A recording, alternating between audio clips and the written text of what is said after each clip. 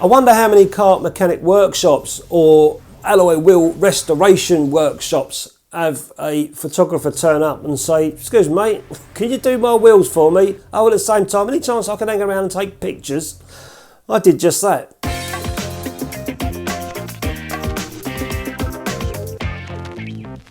Hi guys, welcome back to my channel. So today I'm having my wheels on my car refurbished by these wonderful guys in here, and I asked them if it's okay if I could vlog the process for you guys to see, and also to do some photography for a project that I've had in mind for quite some time, which is basically workers' hands, all different types of people in their careers or in their work, and the hands that go with it, especially this sort of trade here where they're banging things and sanding things or whatever. This video is going to be about wheel refurbishment, so I'll show you the process and I'll show you the photographs as we go along. And these are the alloy wheels that are going to be refurbished over the next couple of days, so they're going to be completely stripped down and then redone, powder coated in the same colour. A bit boring really, I could have gone with any colour I wanted, but I've decided to go with exactly the same colour. I'm looking forward to seeing what they look like afterwards. So after 10 years my wheels were starting to corrode pretty bad, and I decided to have them stripped back and restored. I asked the guys at CNC Coatings if I could hang around and take photographs of the process, and over the course of nearly 3 days I could only appreciate the hard graft and expertise that goes into the wheel refurbishment process. I even had a go at sanding the wheel myself. Photography is much easier though.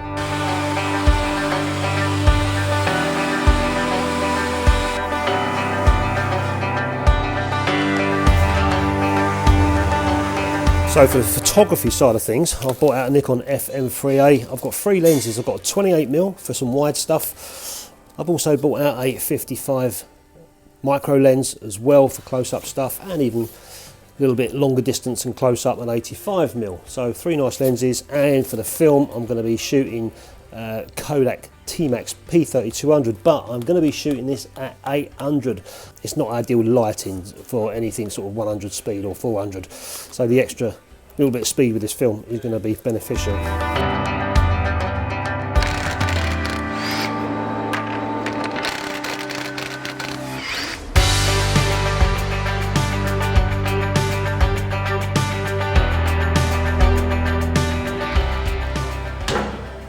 So you're marking up the tyres at the moment. Yeah. So you know which wheel, which end of the car to go on. Yeah.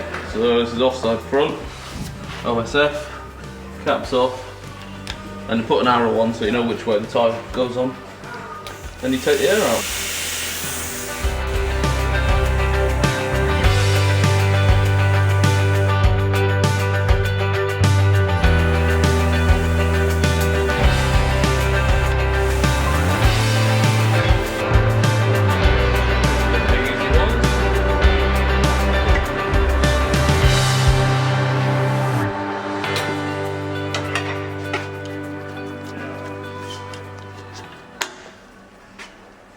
This is the TPS sensor. TPS sensor on. And you have to mark it up to know which wheel it goes on. Yeah, offside front.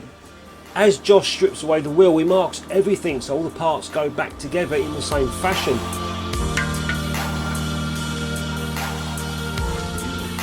So Josh, tell us what you're doing at the moment, mate. Well, these wheels are about to go in the hot strip tank. So for that, they need to be cleaned off and get off as much brake dust as we can. So I'm going to clean them. I was amazed at this chemical cleaner. It was far better than the stuff that you get in the shops. Years of brake dust washed away with a few sprays and a bit of elbow grease. And this is all before the wheels go into the strip tank. The strip tank is going to take all the paint off the wheels in preparation for the restoration. And I thought darkroom chemicals were bad. Surprisingly, this stuff hardly had any smell.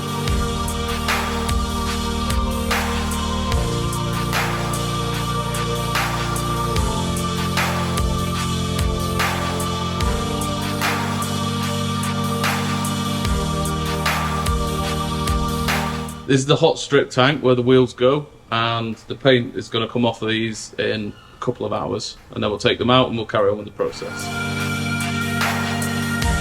So far so good. It's nearly 11 o'clock. They started on this around about 9:30.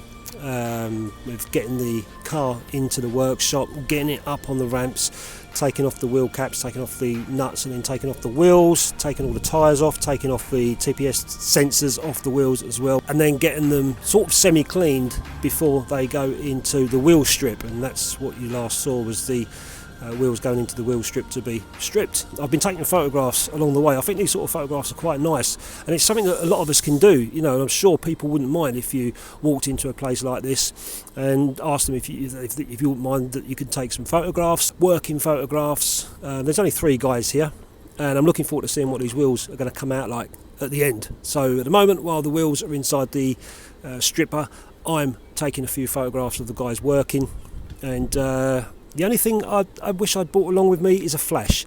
I'm not sure how these are going to come out yet. They might be a little bit flat because the lighting's quite flat inside. So food for thought. I might have benefited from having on-camera flash. Give or take the shadows, that doesn't matter to me. But yeah, we'll soon see how they come out.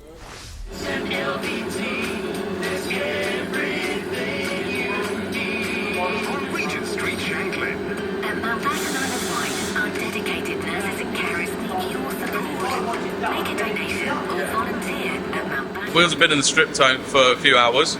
They've come out nice and clean, normal paint on them. The next step now is to check the edges, sand any damage out, check over what state the damage is in, and then we'll get them dried off and sandblast them next.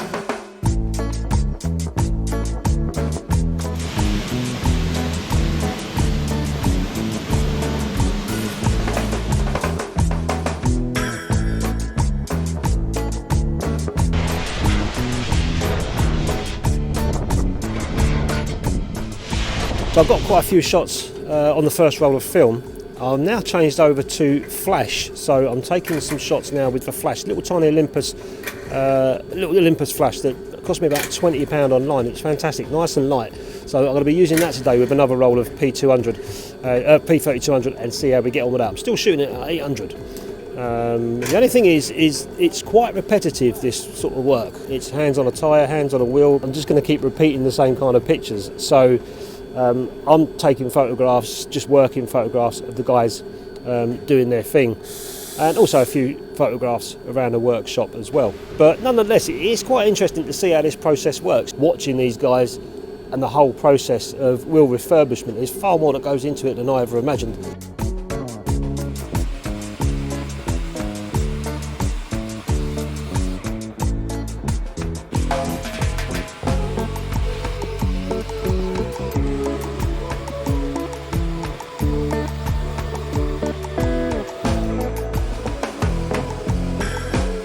So now we've sanded all the damage out that we could find. They need to be sandblasted, but they need to be dried off first. So we're going to leave them outside in the sun for a few minutes, then we'll hand them over to Eric to sandblast them, get them ready for painting.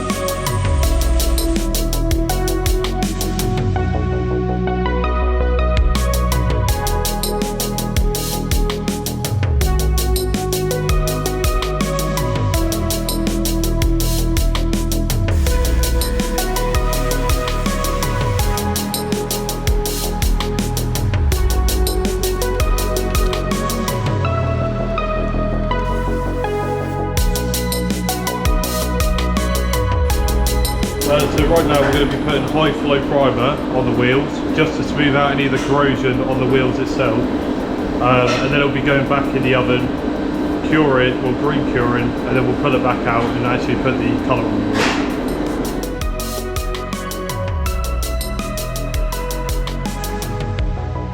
So far the wheels have been in the oven for 25 minutes prior to the wheels being primed, and once the prime powder coat has been applied, the wheels then go back into the oven, and after that the wheels are ready for the only colour that would please my wife, silver with a bit of shimmery sparkle, and I couldn't wait to see the final result. Anything had to be better than the mess they were in the other day.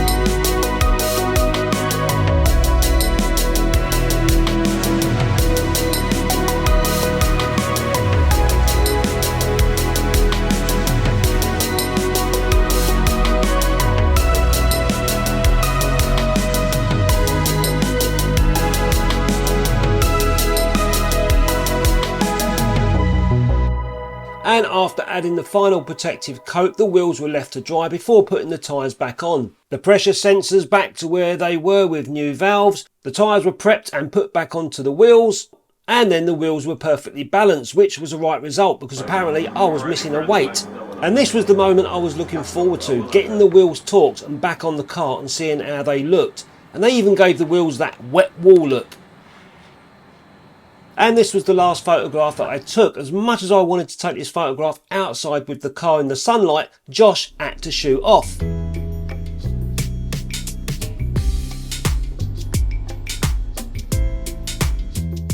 So I was really happy with the way the wheels turned out. I was absolutely delighted, and I was also over the moon that the guys let me take photographs of the process and document it on film for my film collection. You know, in 20, 30 years time, that sort of process might change, the machinery might change, and it might be nice to look back on and go, oh wow, look how they used to restore alloy wheels back in the day. That's even if cars have got wheels in the future, who knows.